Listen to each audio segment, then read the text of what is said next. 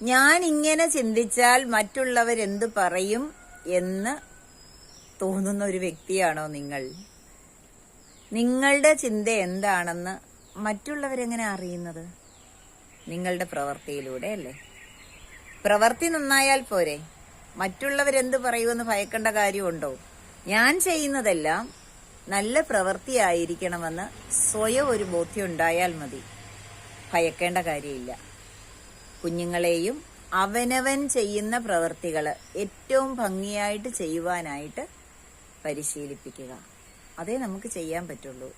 അല്ലാതെ കണ്ട് ഒരു ഘട്ടം കഴിയുമ്പോൾ എൻ്റെ കുഞ്ഞിന് അങ്ങനെ ഒരു പ്രശ്നമുണ്ട്, എൻ്റെ കുഞ്ഞ് മൊബൈൽ അഡിക്ഷനാണ്, എൻ്റെ കുഞ്ഞ് ലഹരി തേടി പോകുന്നു എന്ന് പറഞ്ഞ് കരഞ്ഞിട്ട് യാതൊരു കാര്യവുമില്ല.